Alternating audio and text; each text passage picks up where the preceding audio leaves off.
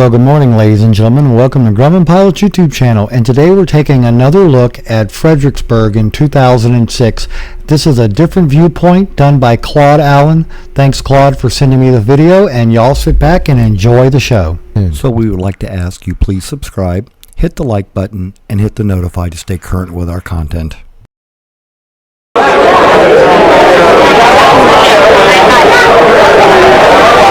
We're here at the ice cream social and food party.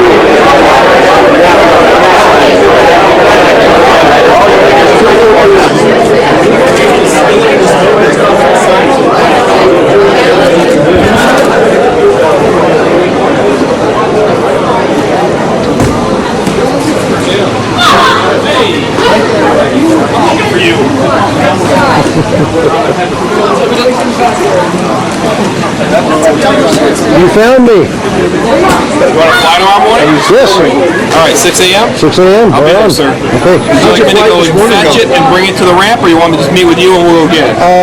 Go bring it down if you would. That might be 6:05. Yeah, about 6:15 is when we want to be pre-flighted and ready to go. All right, I'll meet you. Great. Thank you, sir. It actually happens usually around 6:30. Talking about meeting, we have a brief tomorrow, and we're talking a meeting for lunch to go over everything. Does that kind of work for you? That's work fine. Tomorrow is lunch at the airport. Lunch at the airport. We'll make sure we get to it. Okay?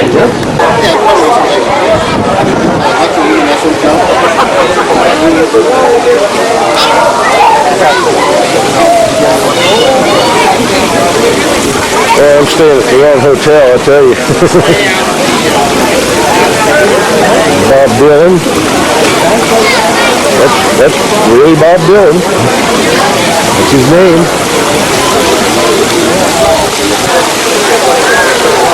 Jeff Falt's over there and he's taking it easy. Bob Gibson.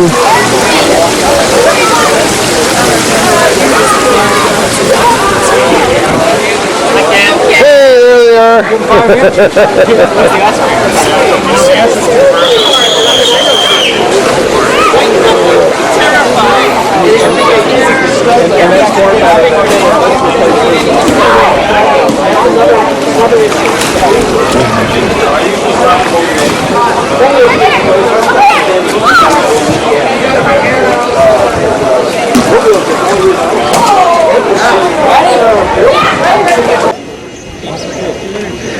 Okay, here we are on Thursday, and the judging is over, and we have out here the winners of the aircraft.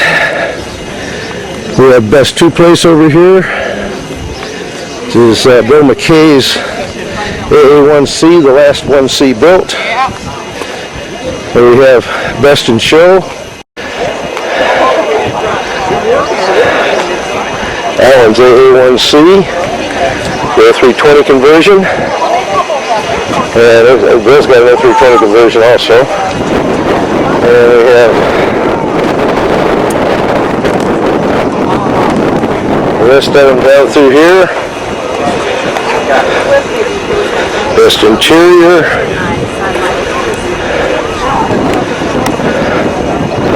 Best avionics suite. That's best new tagger.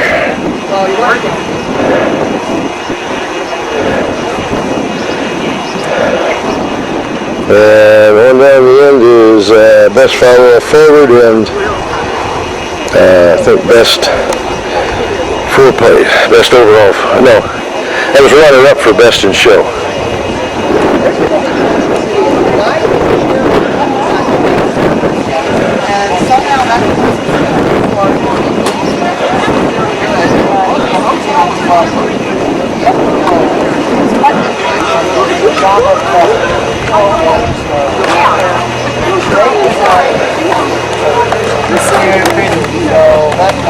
His interior is nice too.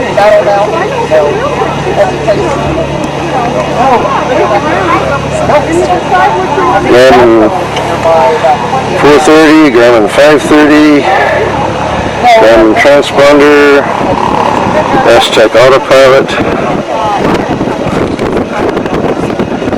Yeah. It's got the GPS 295, 296 and the 396.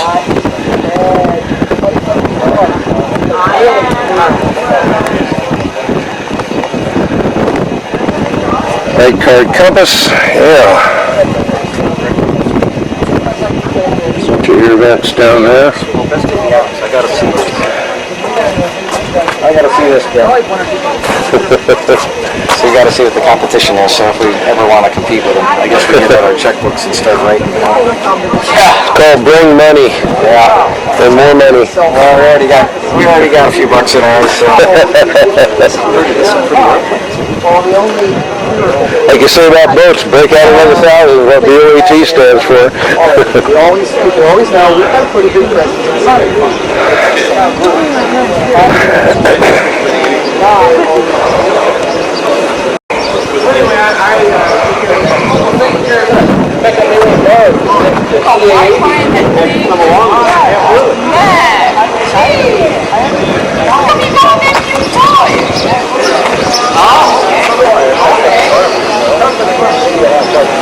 Now there is a private fighter.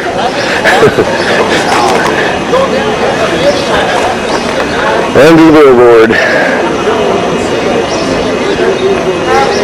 I know. There you go. Hi, ladies and gentlemen. Claude and I would like to welcome you to Force Landings. We'd also like to say we hope you never have to join our club. Would you agree? 100%. Now, it's really funny because right before I came to convention, AOPA magazine came out, and stuck in it was this little thing, 13 lucky steps to a safe forced landing. I'm going to read them, and then Claude and I are going to say which one of these really didn't apply to us. Would somebody read Fred's him? Somebody beating our dog out there. It said, to avoid landing downwind, especially in IMC, compare the GPS ground speed to true airspeed. Right, yeah, right. You just about had time to do it. Compare GPS heading with your DG to find crosswind direction and strength. Yeah. That was right up on my mind. Find an airport, field, or desert road if possible. I looked. Okay. Remember, the closest airport or best landing area may be behind you. No, not in my case. Atlantic Ocean. Seatbelts as tight as you can stand. That I did. Sweet. Stow loose objects. Well, most of mine stowed themselves. Just take the seatbelt. Once the landing area is made, slow to minimum sink speed. It's close to maximum door speed and roughly 1.2 times clean stall speed. Well, you kind of do that, but I don't know if you're going to do any calculations. Right. Give accurate position report to ATC, including GPS coordinates if you can. I was on final.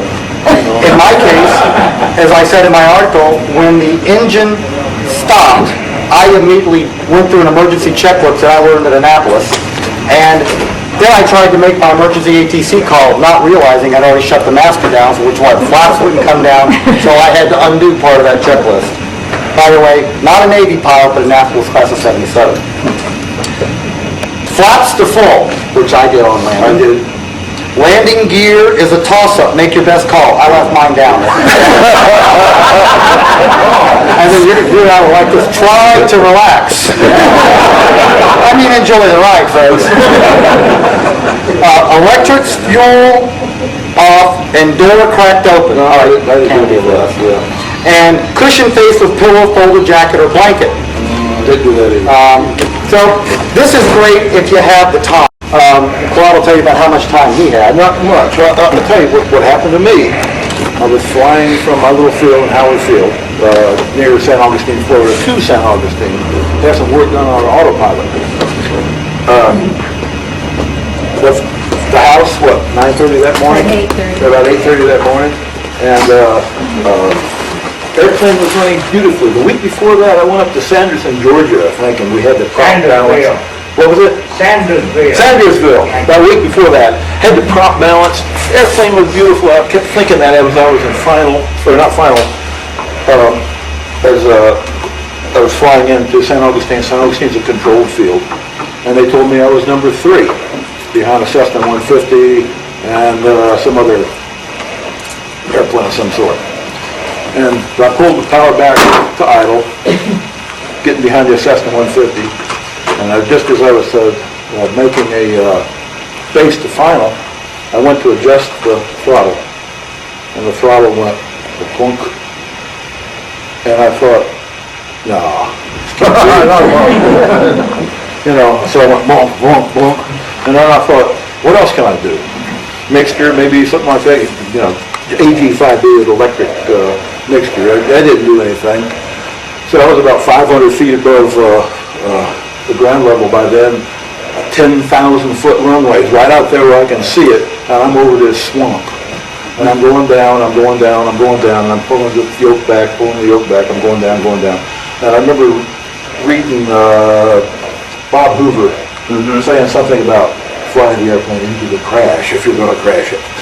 So I was kind of going into the back of my mind. Control. So I slowed it down, put full flaps in, told the tower that what was going to happen. I said, it looks like I'm going to get wet. I have no power. And I had it probably down to 40 knots or so when I actually hit. Just right before I hit, I yanked it way back. And so it stalled. I hit one of the little islands of grass that you see out in the salt marsh. When it hit, now and AG had the shoulder straps, both sides, the retractable kind. And that was the only thing that was sore, because it held me from hitting the panel. I went forward on the strap. But the airplane went up on its nose, and I thought for a second, as I was looking down at the water, that it might stay that way. But it didn't. It went on over. And we've all had these discussions about what do you do with an airplane with a canopy when it goes over, when it goes on its back. I'm of the opinion that you leave the canopy shut. It's part of the integral part of the airplane. So I left it shut. The airplane went over, and there was no way upside down in this mud bog I was in. It was very dark because it was dark, salt water, and I'm in the mud. I couldn't see anything. Now, before this all happened, I did have sense enough to turn off the master, turn off the fuel, all that sort of stuff. And so I was hanging upside down in this thing. I had my foot stuck up in the panel. And I got my foot out, but my shoe was still stuck up there. So I had one shoe off or anything, but I'm still looking around. I don't see any blood. You know, I'm thinking, let's see, everything was kind of working. Airplane's not on fire. And then it dawned on me that I might survive this. You know, I feel like I'm going to live if I can get out of this thing. So I popped the harness on the AGs. Didn't realize they were flown them, but I popped the harness and the thing comes out, and I fell into the roof of the airplane. And then I tried kicking the wind out. I couldn't kick the wind out of that thing. And I kicked the passenger side, the pilot side. So I got into the back, and I got the baggage door open. There ain't no way I could get out of this thing. Well, one thing, at least you can see daylight. Yeah, and I opened it up, and I got some sunshine into the airplane. So I could see it. Not underwater, Huh? Not underwater. Well, it was up, it was coming in, and I let the water equalize. And then I was fumbling around in the airplane looking for something to break, and the tow bar was back there. So I got the tow bar and I broke out the back window. And so then I kind of looked at it to see if I could fit it through that. I said, well, I'm going to try anyway. But this gooey stuff was coming in. And so I slithered out the back window, and I come up on the side of the airplane. I mean, this is the muck. If anybody's ever been to St. Augustine, this is on the end of 1-3 when you're coming in over the ocean, and then over the salt marsh, and then the salt marsh goes right to the end of the runway.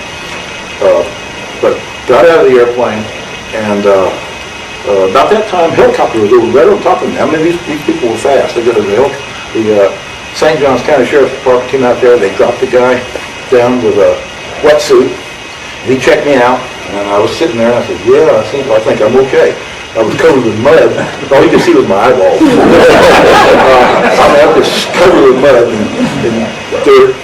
And so they came out with this jet boat thing. And, you know, got us off this island and got me in. About that time, every news, Channel 4, Channel 12, Channel 47, every news group in Florida was there. And so I was trying to, they were trying to get me away from them. And so the folks at the San Augustine Airport Authority kind of bustled me back in the back, and I wanted to call Vernon because he saw this on the news. Down airplane.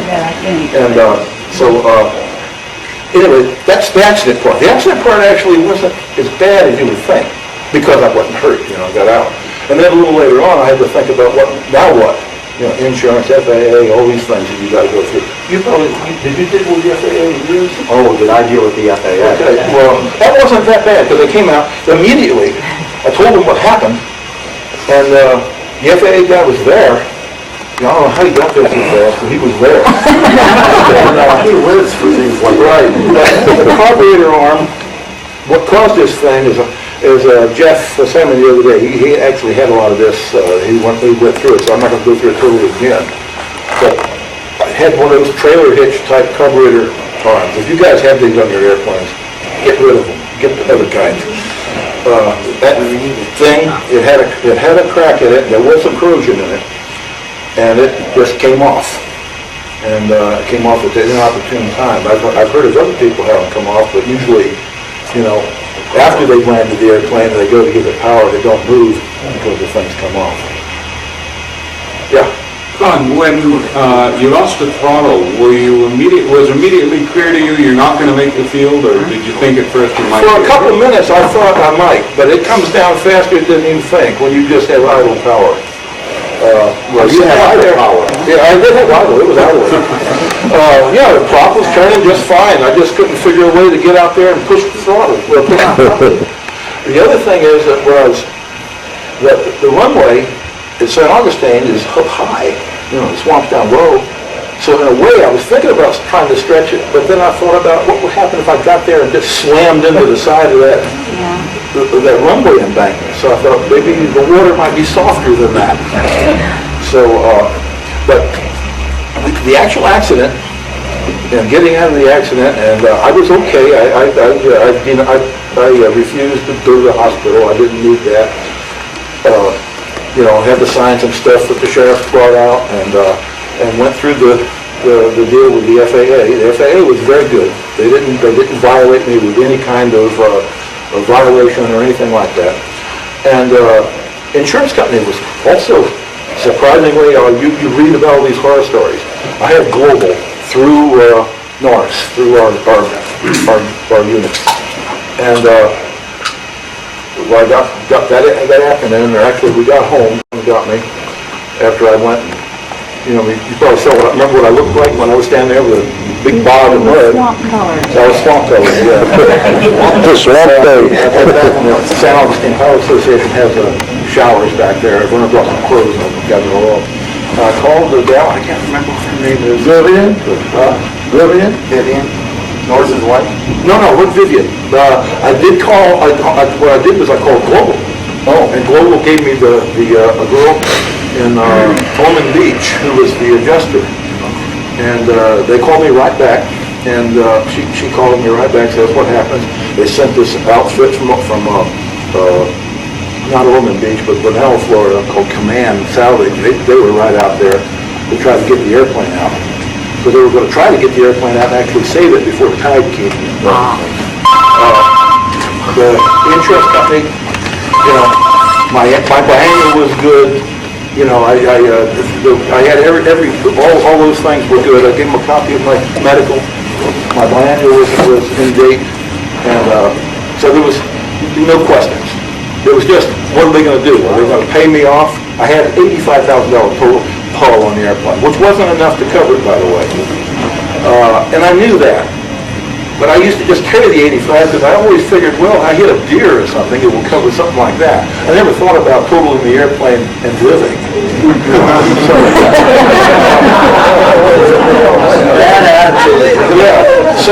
But we discussed it, and Global was all for it. If they thought it could be resalvaged to pay up to the $85,000. and to salvage the plane. But, saltwater intrusion, the avionics were all underwater and everything, so they said it was my fault. So I said, well, okay. So I got a check for $84,000. It was $250 deductible. $84,750, and took about 30 days to get the check from the insurance company, and then went out shopping for another airplane. But I know it took me a little while to get back into another airplane. But we did it pretty quick. Remember, we got an assessment. Actually, it went out about 3 days later and you put it in the back. Yeah. I think if it wasn't for that, I probably wouldn't have gotten back into another one. But you'd be surprised how you act when something like this happens. I didn't really panic. It just, once it dawned on me that this was going to happen, you kind of resign to the fact, and then your training more or less takes over, and you just try to make the landing as soft as you can. And it wasn't probably like with you, where all of a sudden you hear a bunch of noises. Well, then I had silence too. So. But it was.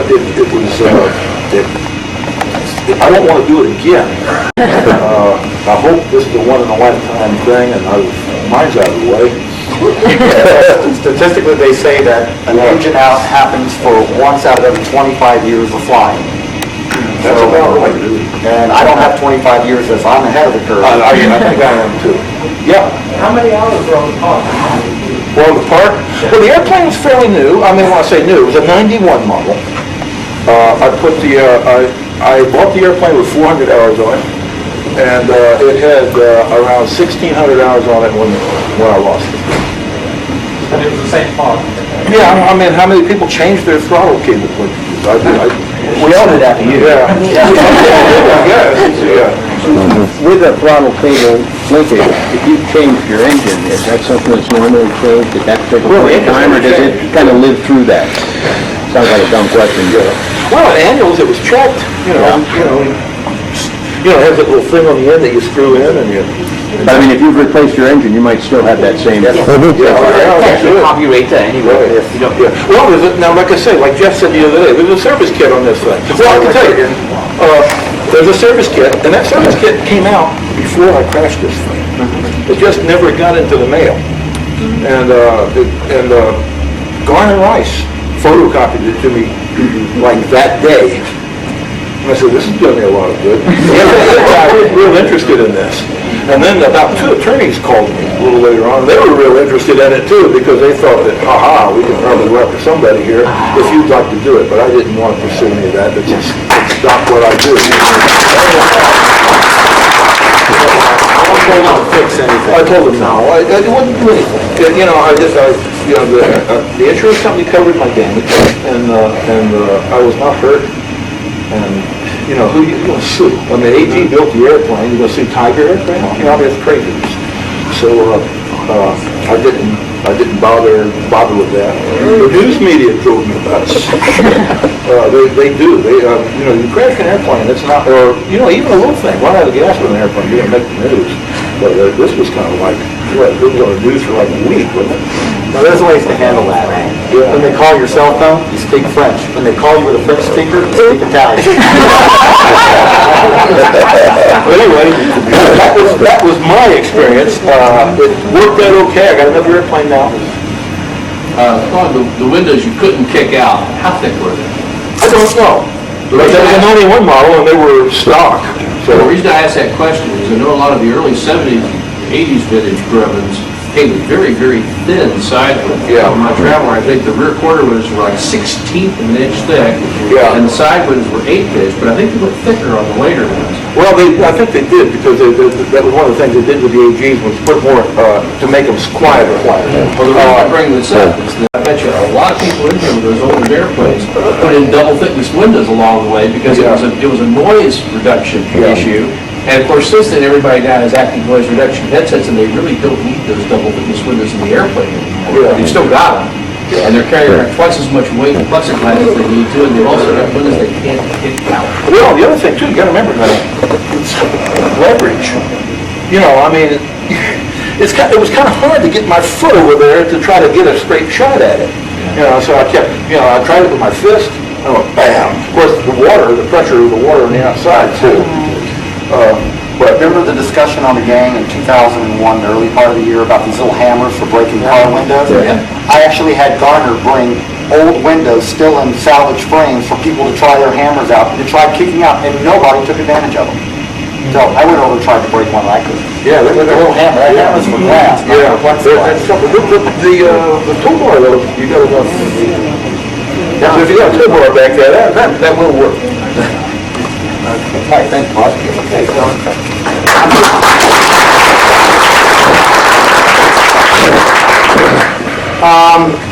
Most of y'all read the Star article. I was bringing the Tiger back across the country. It was moving. I had heard rumors within the corporate level that there was a possibility of a sale. There were no guarantees on job.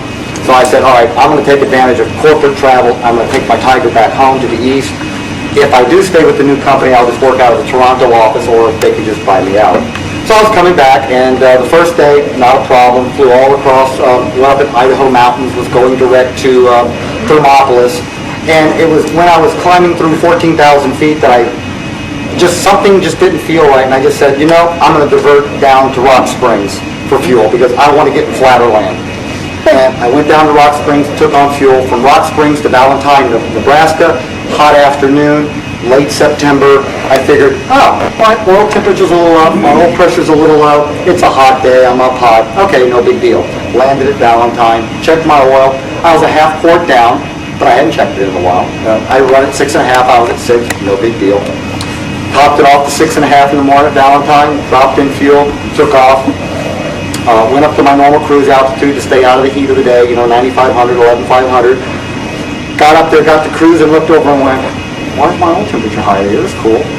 And my oil pressure was still a little low. And I said, well, I'll have it looked at when I get home. What the heck? Maybe it didn't like Idaho. And as I landed at Muscatine, which is the pearl button capital of the world, Iowa, I picked on fuel. I'm 2 hours now out of home. I took off. It was in the departure. Oh, and I added a quart of oil. And I went, why did I use a quart of oil? I don't know. So I said, well, get home-itis, one of those 5 rules that'll get you killed. So I jumped in the airplane and I took off. Now my oil is high on run-up as it normally is. And I looked at it and said, well, okay, it's in the green. It's not where it should be, but what the heck, Lycoming builds a lot of tolerance in their stuff. So it was in the climb out, and I was doing a gradual climb out to keep things cool, running a little extra fuel through it to keep it cool. When at 4,700 feet, I was standing around for traffic when I felt the engine roll back. And I went, what? And I looked over, and oil pressure is pegged, and an oil temperature was pegged all the way over at red line, and the pressure was doing this. And I went, okay. I leveled out, throttled back, punched nearest GPS, 12.7 miles airport. Okay, I can make that. So I started heading for Galesburg, Illinois. Needless to say, about 4 miles out, I started hearing valve. At that point, the oil pressure got to 0. About 10 seconds after that, I went, this is not bad. I had a choice at that point of 2 roads. One with traffic, power lines and trees, and then a gravel road out of glide range between soybean fields. And I figured, well, what the heck, I can always take the soybean field. At this point, I'm thinking, I can feather the engine, just shut it down, land on the road. Okay, but then I might bring up the frame. So I said, that's it. And then when the valve tappet started in, I said, that's it. I'm going to go for the other road. I just gave everything forward, bought me 20 seconds of thrust.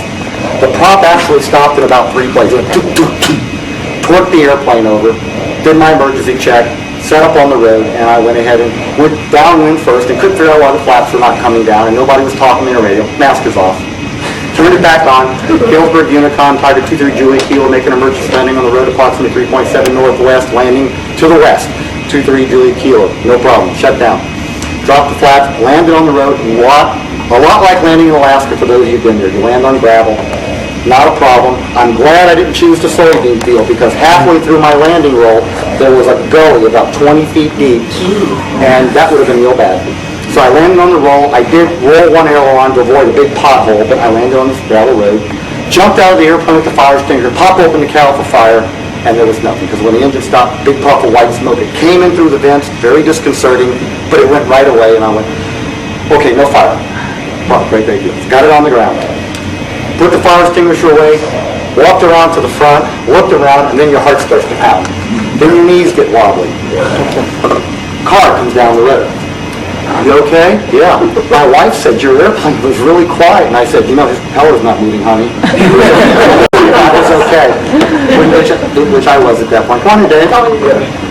So a couple of minutes later, a Cessna comes out of the airport and starts circling around, and I'm trying to get on the radio to tell the Cessna I'm okay. What I didn't notice was I landed at 75 miles an hour on a shell road, white shell. There was what appeared to be white smoke just bleeding across the field. As soon as the Cessna spotted the smoke, aircraft on fire, aircraft down, roll. No, I'm fine. And not listening. About 3 minutes later, sirens. And at that point it was, I can't tell you what order it was, but the final count was 5 sheriffs, because I was right on the edge of 2 counties, 2 state troopers, 2 ambulances, local cops. First thing the ambulance does is we need to check your blood pressure. My numbers were a little high, my heart rate's a little fast. She goes, do you have high blood pressure? Are you a trained EMT? I just had an emergency landing. What's your name? Dr. Henry Roche. Well, would you like to see a doctor? I have, I'm fine. I'm just... So that was fine. They took the information, I signed it. As I walked out of the ambulance, the next group of them said, we got to examine you. No, you can go get a photocopy of my paperwork. Sheriff walked up, wanted to examine my, I did find out later that if they did, they really could have seen my pilot's license if they wanted. I was wrong when I told him there was no intention to fly. He could have examined my pilot's license. But he didn't know that, and it all worked out okay. So half an hour after all this is over, the only thing the state trooper wanted was me to move the airplane to a gate hole. So he said, we got lots of people here, and I said, well, I want to pick them. Because I had all these guys ready to just grab the airplane and move it, and they're grabbing, rudder, elevator, aileron. No, don't touch the airplane. I said, you, and you. You on the wingtip, you with me on the prop. And we pulled it down the road and backed it into a gate hole off the gravel road for the farm traffic. After we got there, they looked around, they said, do you need anything? No, I'm fine. So one sheriff walked up and said, the FAA at Galesburg would like to talk to you. In my pocket. So they all go away. So it's now 2 o'clock in the afternoon. It's a half an hour after my emergency landing, and I'm all alone in the middle of nowhere with soybean fields. Well, they just left me there with the airplane. Now, one farmer did come up and asked, did I need to ride to town? I said, no, I have an ice chest. I've got a case of wine, 60 pounds of cheese, and I was pretty I was not worried for provisions. I had food, I had drink. Like Claude, I picked up the phone. Hi, Luann. I'm not going to be home tonight on time. Me and the plane are fine. We're just on the ground. And I would call the mechanic. Then I called my mechanic and said, you need to come pick me up in the truck. I'm in Galesburg. I'll call you later and tell you right where. Went to the GPS, got a GPS location, wrote that down, sat down and wrote out everything I could remember of the emergency and put it on paper. Having nothing to do now, I said, well, I didn't do anything. I'm going to call the FAA. I called the FAA at Galesburg, and he listened to what I had to say. It was fine. Just please call the FSDO in Springfield. So I called the FSDO in Springfield. He kept me on the phone for like 45 minutes, on hold, on that, wear my cell phone battery out. But he finally said, okay, well, we'll be in touch with you later. Greg, did you call? Greg or me? Talked to Greg and me. I think it was my phone was dying. And then my corporate phone was dying. So, I didn't know where you were. Yeah, and didn't know where I was. So what I finally did was the UPS guy came by and said, where am I? And he told me right where I was, the name of the street, and I took the GPS coordinates, I put them into Microsoft Streets and Map, and I knew right where I was, so that I could give the next night people to get right to me. And then the locals started coming by. They go, well, we heard about the airplane crash. They go, well, take me to me. I've never seen one. And then the other group of people would point the airplane. There's an airport just right over there. Well, yeah, that's where I was trying to go. So we had a lot of curiosity seekers. So my mechanic said, why don't you do me a favor? Why don't you start taking the airplane apart for the trailer? I've done this many a time, so I pull out my toolbox, wingtips off, start loosening brackets.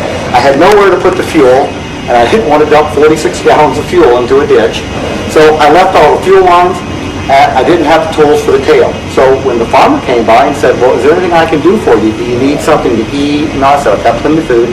Could you charge my cell phone, and could you bring me a 3/8 inch and a 7/16 and a 9/16? He would be happy to. Get the tail off. He sat there, he goes, well, it didn't take long to do that at all.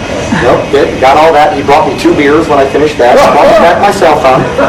And now, I've got really nothing to do. I've got no cell phone to talk on.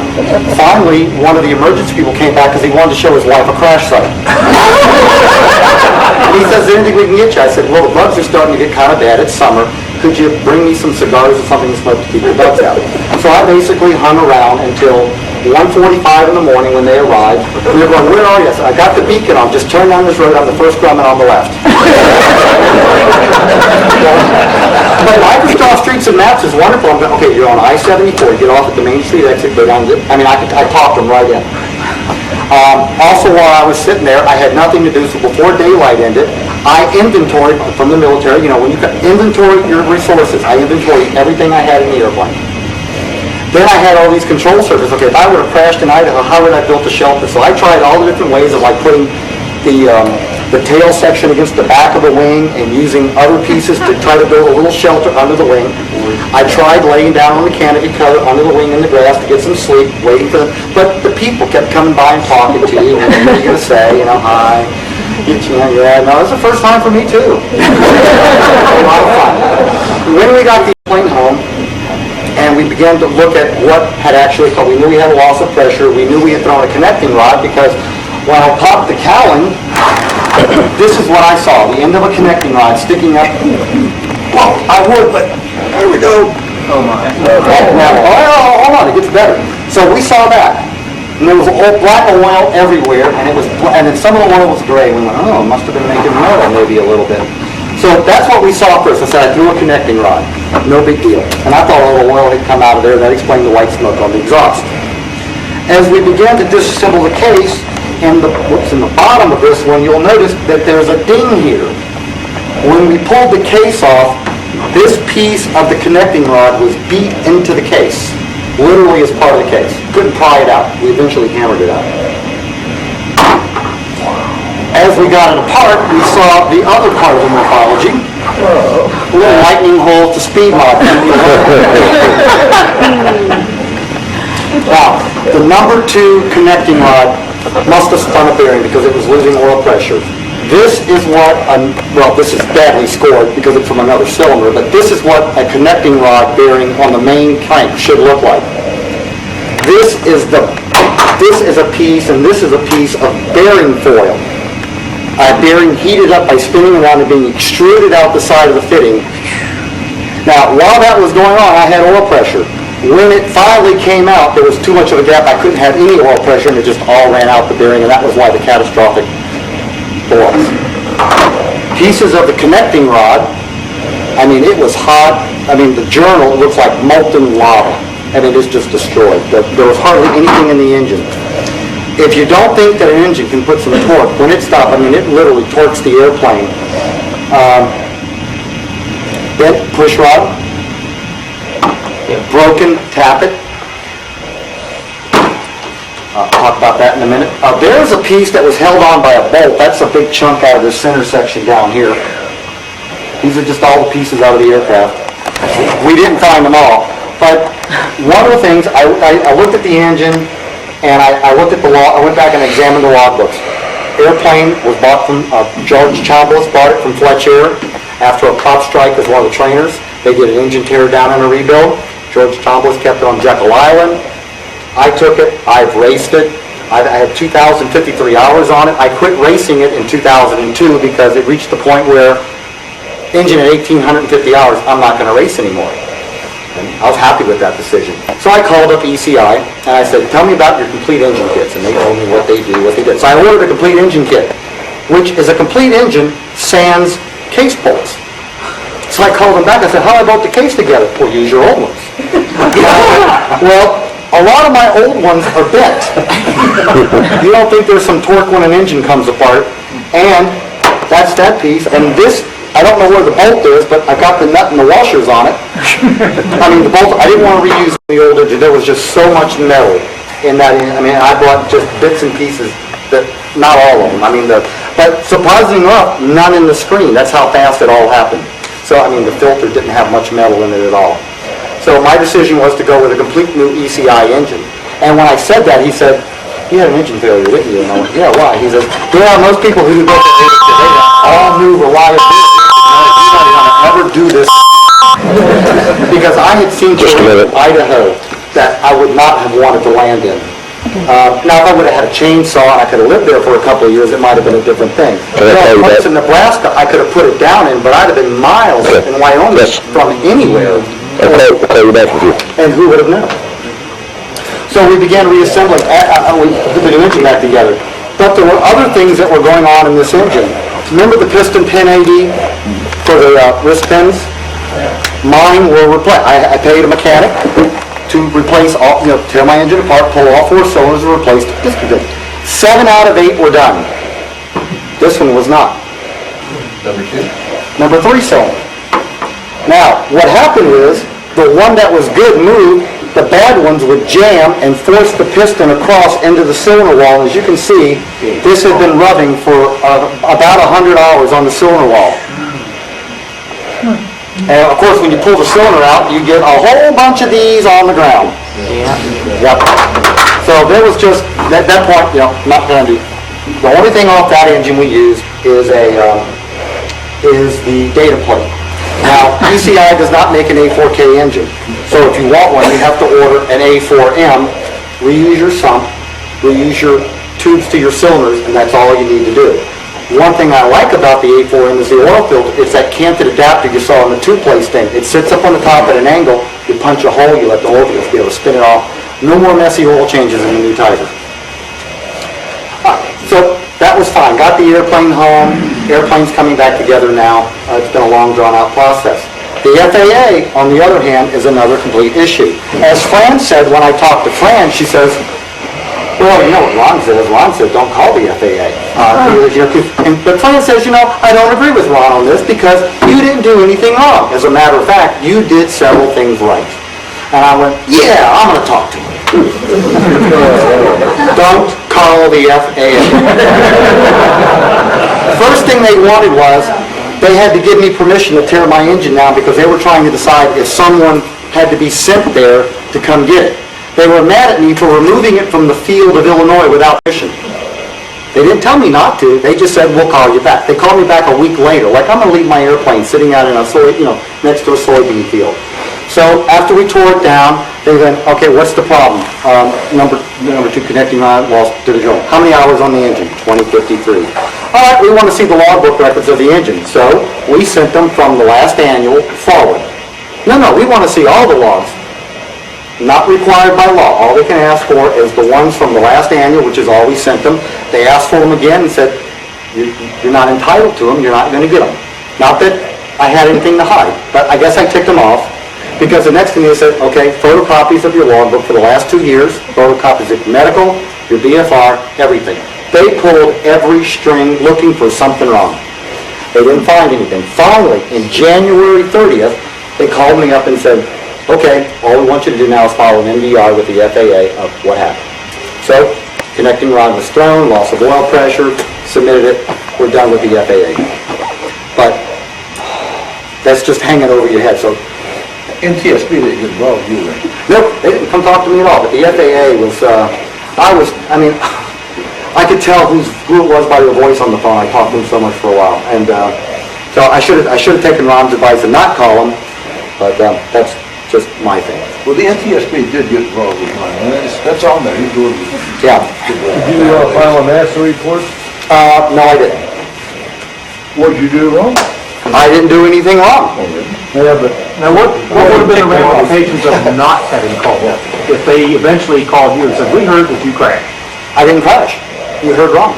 What crash? I made a beautiful landing on a road. Did you qualify as an incident? No, because there wasn't intention of flight. I was in flight, so there's an intention of flight, so it's not an incident. I thought an incident was anything where something doesn't operate correctly. That's why you had to break something. An incident is, at Cody 1, we actually had somebody taxi into Ken's airplane and pretty much totaled 2 airplanes, but because he was only repositioning on the field, there was no intention of flight, it wasn't even an incident. You had an engine fine, it's not reportable. No, but, I wish I would have had a lawyer, an aviation lawyer with me when I did go talk to a mouthpiece, but that didn't happen. Trying to think. Give me some questions real quick and maybe it'll pop something in my mind. Wow, okay. I will say one thing, if it happens, and you get in a situation like this, don't start thinking about, damn it, I gotta save this airplane. Yeah. Forget the airplane. Yeah, my only thought is I know how hard wings are to come by and stuff like that, so like I explained to Ron Levy, that when I had a choice of the two roads, I opted for the one that would allow me to save the fuselage. Because I wasn't going to use a whole lot on that engine anyway. I didn't think it was going to come apart quite that badly, to tell you the truth. But I did want to save the fuselage, because the engine was going to be toast anyway. Graham? You opted for the road with the power line? No, I used to thrust to kill the engine to buy me the other road. Without it, there was traffic, there were trees, and there were power lines, and Lord knows how that would have worked out. Obviously, I didn't know how wide that road was, but what I liked about that gravel road in the soybean, there was no fences, nothing. It was just gravel and soybean fields, and the road was fairly wide. And there was a good 10 or 12 foot section between where the road was and the soybean began. I knew that was at least 50 feet, so I knew I had plenty of clearance on my wings, and I didn't see anything. I mean, I've heard stories of people who, perfectly good road, and then tore the wings because they didn't see the street signs. So my choice was to save the fuselage. Called my insurance company, actually got a thank you card from Norris because it was a non-event from insurance. He didn't have to pay out. I just want to relate the phone conversation. Yeah, My phone rings. Greg, hey, Roscoe. What's going on, Roscoe? I was on my way back to Ohio. Yeah, what's going on? Blew my engine. I landed on the road. And you're calling me? Yeah. You need me to do anything? No, they're coming to get me. You got beer? Oh! Jimmy or anything? Yeah, I had provisions. We found some cheeses we liked in Idaho. So I had 60 pounds of sharp white cheddar. I had a case of wine. I had a cooler full of Diet Coke and sandwich makings, mustard, candy bars. I was covered. I was perfectly happy.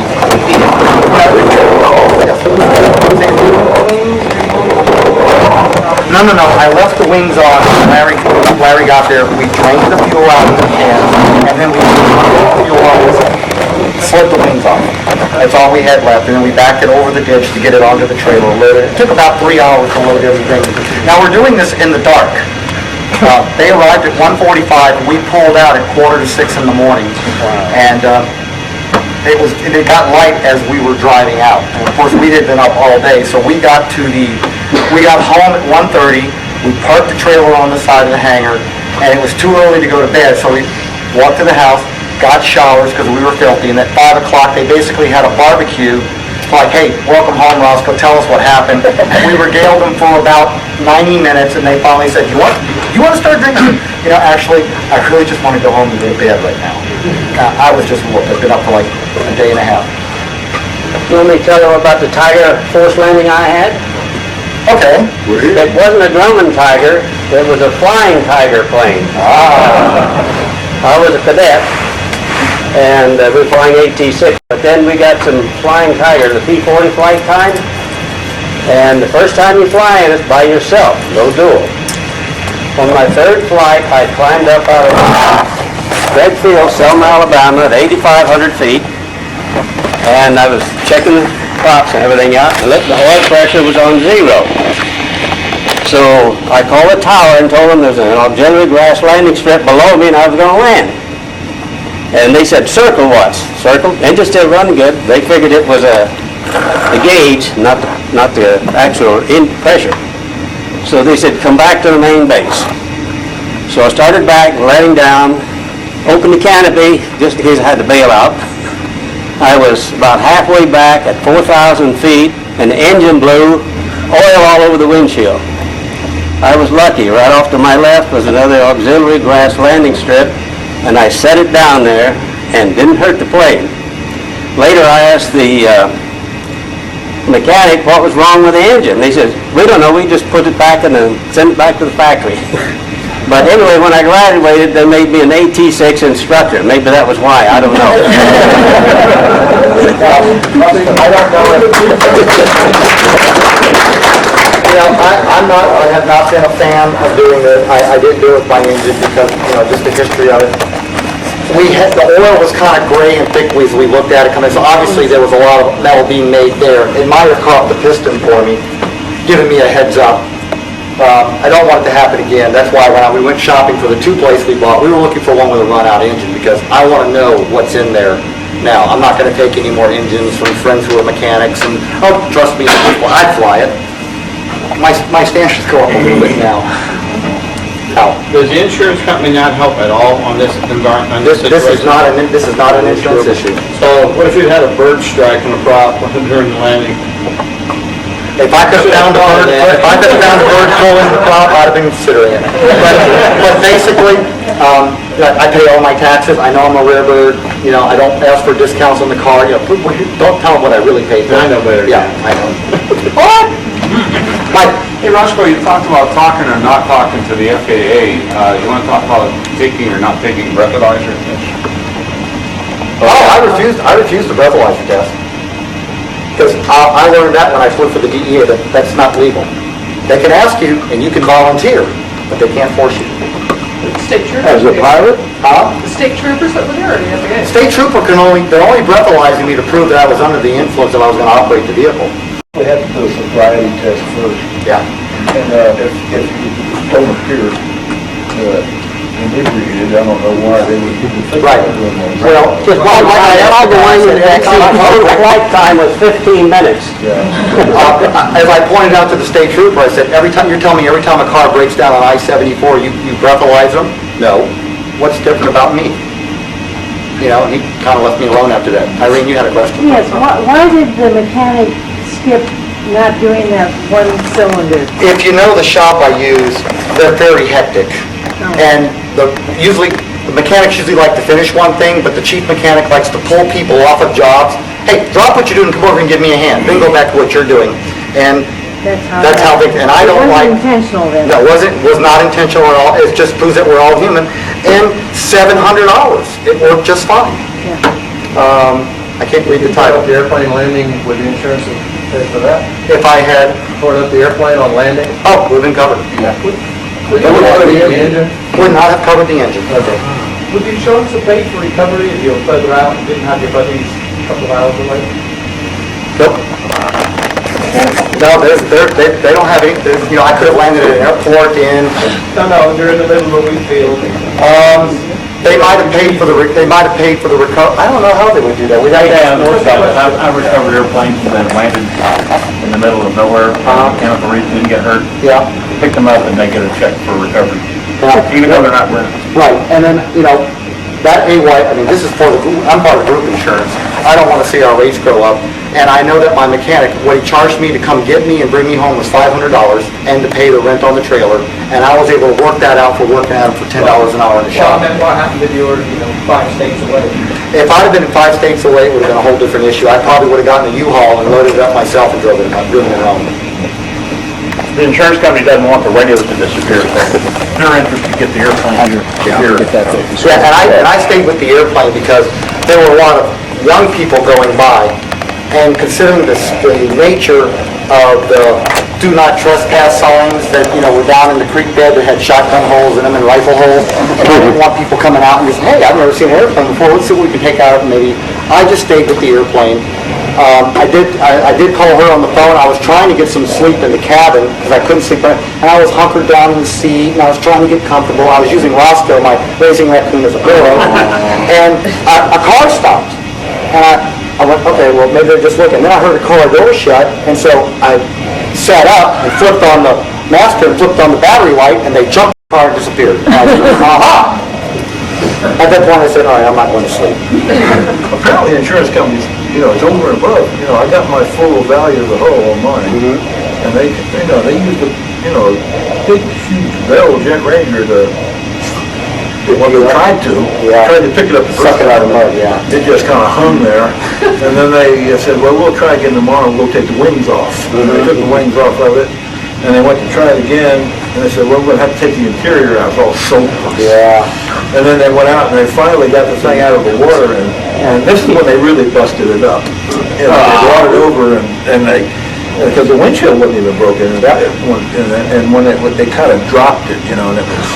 Well, I can tell you from the deep south, I used to fly for the Civil Air Patrol and, look for people. And when Cessnas land in the pine trees in the south, most of the time, nobody's hurt.